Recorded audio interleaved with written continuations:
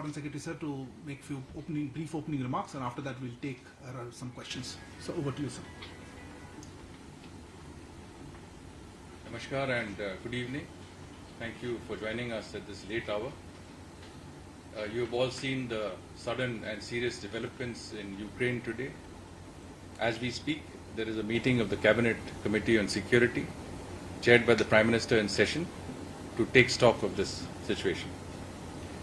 Prime Minister has conveyed at the CCS meeting that the topmost priority of the government is the safety and security of Indian nationals, including Indian students, and their evacuation from Ukraine.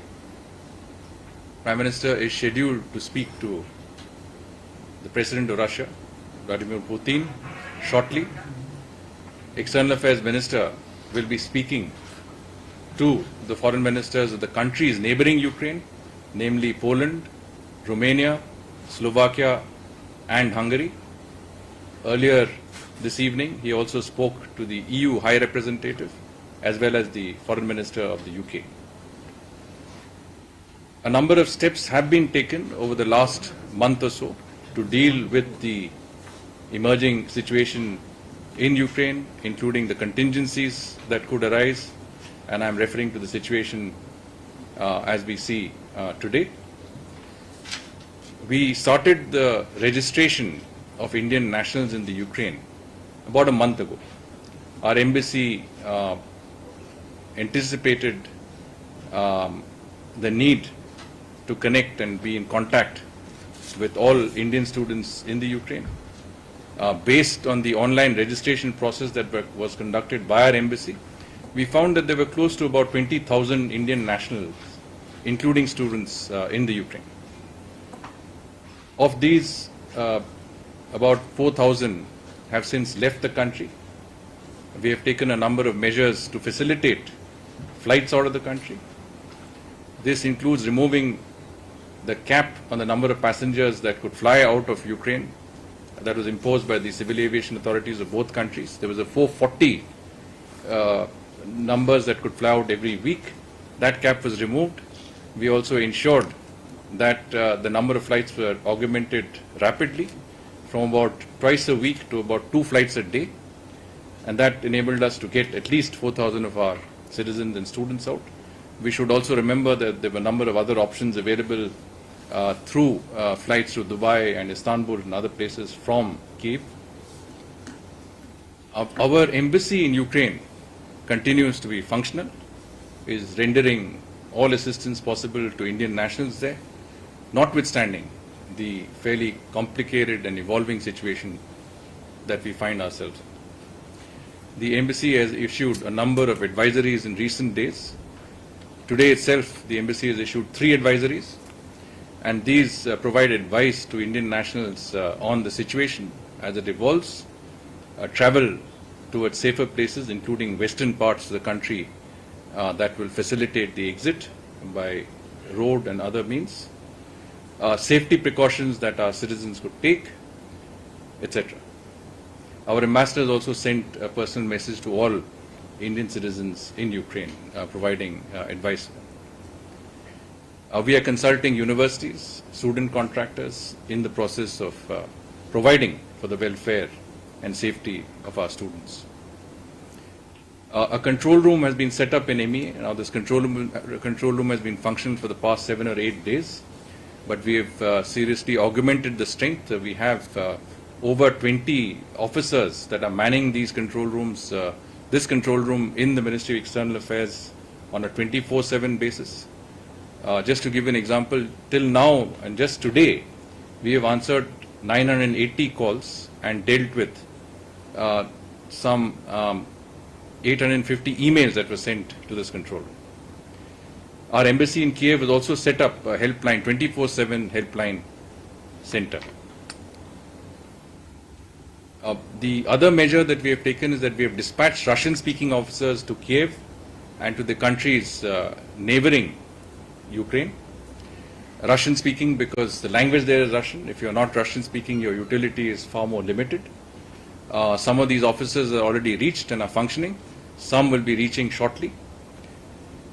We've also asked our embassies, our ambassadors in the countries neighboring Ukraine, and I mentioned these, Poland, Romania, Slovakia and Hungary, to send teams of their officers to the border areas with Ukraine to facilitate the exit of Indian nationals from Ukraine, to permit them to come into their countries, so where they can be safely evacuated back to India. And MEA teams are on their way as we speak to Zahoni border post in Hungary, Krakwiec land border in Poland, Visny Nemke in Slovak Republic, and Suceava land border in Romania. We have also asked some of our officers to go across and set up camp offices in Ukraine close to the border. Two of the places we have identified are Lviv, which is close to Poland, and Chernivtsi, which is close to Romania. And here I think will be sort of facilitation points. Now our embassy has, it's a very complicated, very evolving situation. It's obviously, certain areas there's conflict. We can't have a single sort of advisory that fits all situations. We have to evolve. We have to see where we are and how and which part of the country you're located and what the situation is.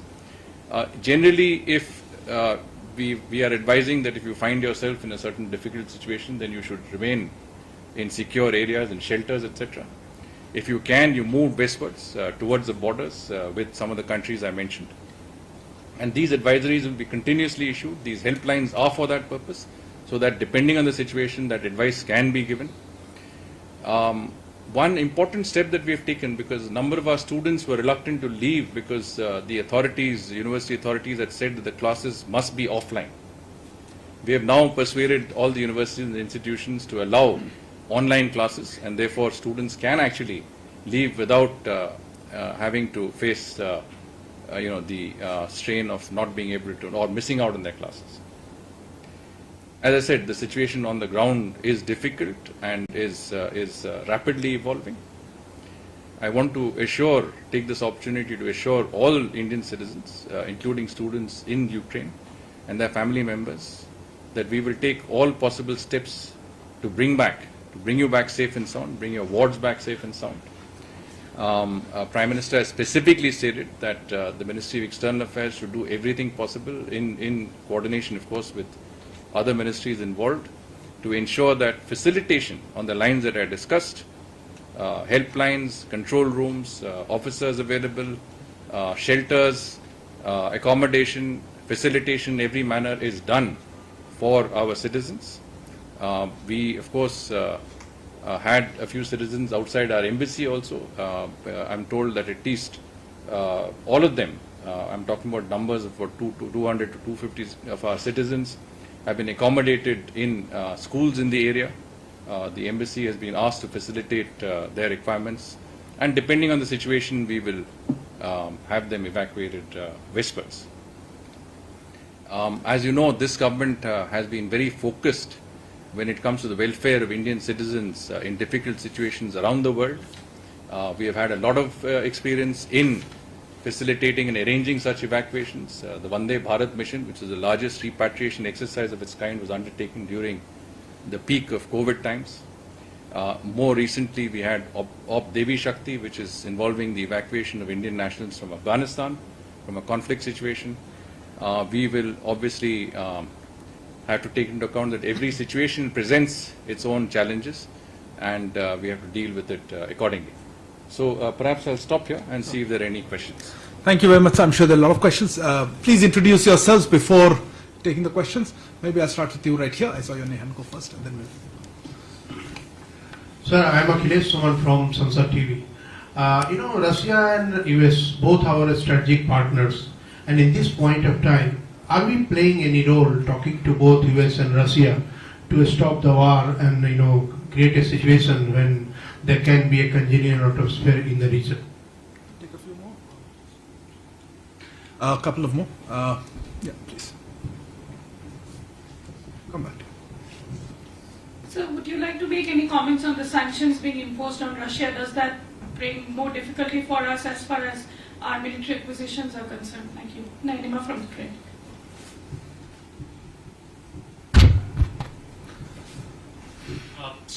My question is regarding India's consistent position when it comes to countries' territorial sovereignty regarding this invasion. A country's territorial sovereignty is being violated. What does New Delhi has to say on that?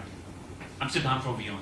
And you, yeah, fourth. Meghna from DD News. Sir, some states have also set up control rooms. So is the MEA coordinating with the state control rooms as well? Where do those people who reach out to state control rooms, does it reach the MEA? How does it work? I'll take one last one. I'll come back to you. So Hasini Heather from the Hindu. Foreign Secretary, we know that, as you said, there have been conversations between the EAM, the European Union counterparts, the UK as well. I wanted to just touch on Nainima and Siddhant's questions on the UN Security Council resolution that the US says it is going to bring. Has India seen a draft of the resolution that is coming about? So far, India has the statements India has made have not criticized Russia, have referred to legitimate security interests of all parties, and has not actually affirmed the territorial integrity of Ukraine. So I just wanted to know if India's position on any of these is likely to change given this UNSC resolution. So let us start with Akhilesh's question, which is, whether we are playing any role with our strategic partners. It is true that India has maintained the best of relations with all countries concerned, whether it's the United States, whether it's Russia, or whether it's the European Union. We have been in touch with all parties concerned, as you can imagine, both as a member of the Security Council, as a country with a lot at stake in that region, as a country with so many of its citizens in a vulnerable zone. We have been in close touch with all concerned. External Affairs Minister was in Europe recently, where he's had a number of meetings with his interlocutors. This evening, as I said, Prime Minister will be speaking to President Putin. External Affairs Minister himself has spoken to a number of ministers from the European Union, and will be speaking to those ministers, those of his counterparts who are from neighboring countries, which is very important, primarily for our own citizens and their safe evacuation out of Ukraine. So our focus in the UN Security Council has always been on de-escalation of tensions, on diplomatic dialogue as the only way forward, and we've also emphasized on the existing agreements, the Minsk agreements, the Normandy format. We've also obviously placed the highest importance to the safety and security of our nationals in the Ukraine in our statements in the UN Security Council. And so in all of this, I think we have, as I said, maintained that people need to talk to each other, the parties need to be engaged, and if there's anything that we can do to facilitate that engagement, we are more than happy to do. And I think, as we go along, we will try and be as helpful as possible. Nainima's question on sanctions on Russia, you are aware that certain unilateral sanctions were already existing as far as Russia was concerned. Some additional sanctions have been imposed by the United States, by the EU, by Australia, Japan, the UK, among others. But this is an evolving situation, as I said, and we have to see what sort of impact these sanctions will have on our own interests. Clearly, we need to study this carefully, because any sanctions will have impact on our existing relationship. I think it would only be correct to acknowledge that factor, but the actual impact of the sanctions needs to be studied carefully, and we will do that. Siddhant, I think you spoke about a country's sovereignty. I think that question was also asked by Suhasini when you talked about our position in the Security Council, the possibility of a UNSC resolution that would be tabled on the evolving situation. We have seen a draft resolution. I'm told that that would undergo considerable changes. We will wait to see the shape that this resolution takes before we can pronounce ourselves on the position that we would take on this issue. So it is, as I said, an evolving situation both on the ground and in the United Nations. We are at the cutting edge of many of the issues, many of the areas where these issues will be discussed and will be considered by the international community, and we will certainly play our due role in that regard.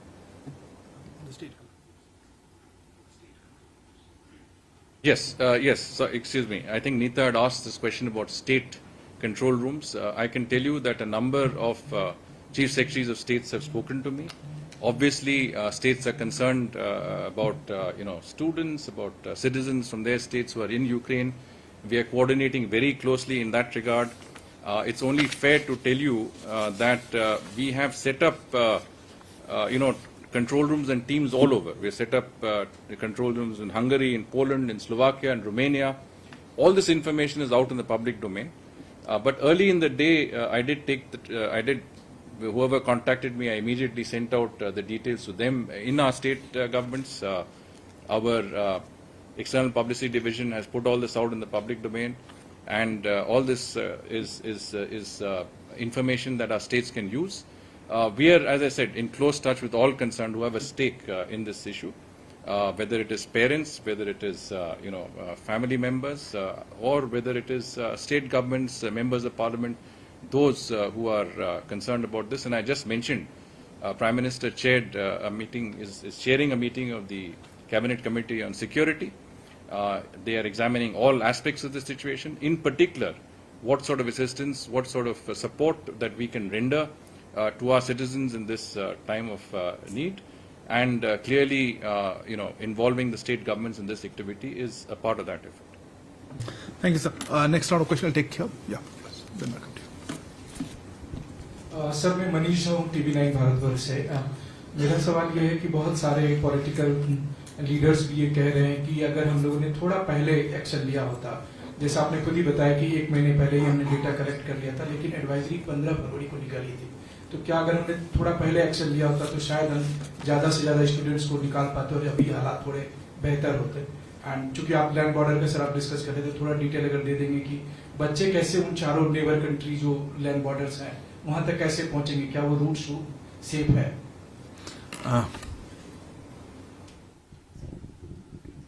Sir, Shruti Ranjan from the Bloomberg, sir, two quick questions. One, sir, what is the kind of message we are likely to carry to Russia when the Prime Minister is expected to speak? And secondly, sir, we have heard the Ukrainian ambassador to India saying that they're disappointed with India's stand. Is there a reaction to that or a clarification to that, sir?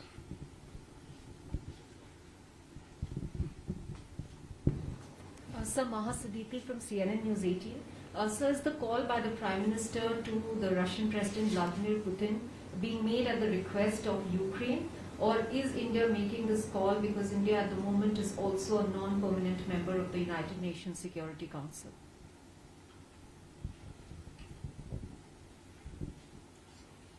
Sir, over here. Thanks now, Srinjoy. Sir, you said Prime Minister is speaking with the President of Russia, Mr. Putin, tonight. Is he going to make any other calls to any other major leaders, either today, tonight, or sometime tomorrow morning?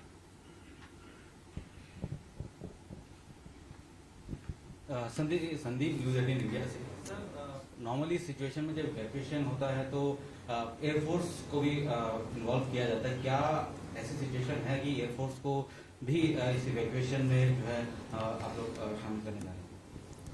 Sir, हाँ, पहले मैं मनीष जी का प्रश्न का उत्तर देना चाहता हूँ। ये स्थिति जो हम देख रहे हैं ये काफ़ी कॉम्प्लिकेटेड सिचुएशन है।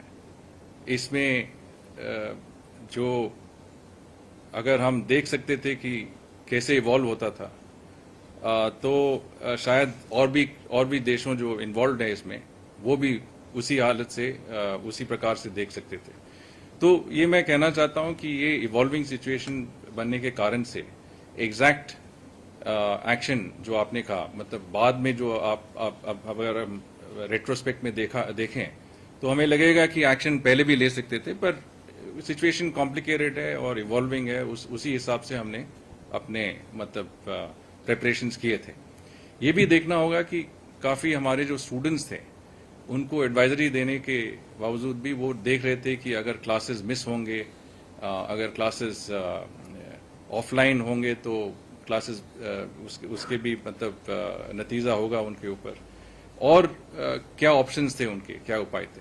तो इसमें हमने काफ़ी इनके साथ हम इनके साथ संपर्क में थे, इनको एडवाइस देते रहे, और जैसे मैंने कहा जो वहाँ से निकलना चाहते थे वो निकल गए, जिसको फैसिलिटेट करना था हमने फैसिलिटेट करवाया। और एडवाइजरीज भी अगर आप देखें 15 तारीख को जो एडवाइजरी इशू हुआ था जिसमें हमने कहा कि you could Indian citizen, non essential Indian citizen can leave the country, तो हमने काफ़ी एडवांस नोटिस दिया था इसमें। तो मेरे ख्याल से जो सिचुएशन आज है वो इवॉल्विंग सिचुएशन के कारण से है, और ये भी हम कह सकते हैं कि जो हमारे जो नागरिकों का सुरक्षा है, उनके वेलबींग है, और उनके जो इवैक्यूएशन के जो अरेंजमेंट्स हैं वो हम पूरी तरह संभाल लेंगे, और इसमें कोई घबराने की बात नहीं होगी। और जो सेफ रूट्स हैं जैसे आपने कहा वो भी आइडेंटिफाई हो गए। मैंने आपको बताया था कि बाय रोड अगर कीव से आपको जाना हो तो पोलैंड के लिए 9 घंटे का रास्ता है और रोमेनिया के लिए करीब 12 घंटे का रास्ता है। तो वो रास्ता भी मैप आउट हो गया है, और वो रास्ते में जो पॉइंट्स मैंने बताया जैसे कि लिवीव है, चेरनीवित्स्की है, वहाँ भी हमने हमारे टीम्स जो रशियन स्पीकिंग ऑफिसर है वो टीम्स हम भेज रहे हैं, वो वहाँ पे होंगे, ताकि वहाँ से भी जो मदद और सहायता हम दे सकते हैं हमारे नागरिकों को वो हम जरूर देंगे। With regard to I think Sudhir Ranjanji's question about message to or the conversation between our PM and Russian President, I think it would be difficult to let us say guess in advance as to what nature of that conversation would be. I think we could certainly say that President Putin would provide his perspective on the situation. That he would brief the Prime Minister, and I think that conversation would obviously be around the situation that we see today. But beyond that, to try and second guess what would be the conversation, I think right now would be not correct. But needless to say, as the conversation takes place, we will be keeping you informed of the nature of that conversation. There was a question about the same, I think you had asked about the disappointment expressed by the Ukrainian ambassador. Honestly speaking, we have been in touch with him. We have been in touch with many of our diplomatic colleagues. I did not see any disappointment that he had expressed as far as we are concerned. And we will certainly, be, as I said, in touch at very, very high levels. The External Affairs Minister is expected to speak to the Ukrainian Foreign Minister this evening, tonight. And obviously, we are speaking to all concerned. So I don't think there should be any sense that we are speaking to one party and not to other. I think Maha's question was again, whether the call, I think the call was in the behest, you said, of Ukraine.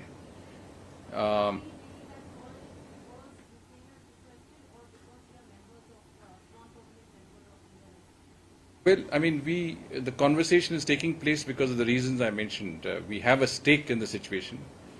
We are a concerned party, as both a country that has close relations with Russia, with Ukraine, with the European Union, with all concerned. We also have stakes in the region, economic stakes. We have people involved. Our citizens are there. We are members of the UN Security Council. I mean, all of these factors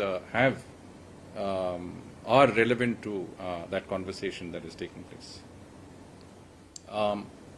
Sinjo, you said, are there any other calls expected? I think, again, it's premature.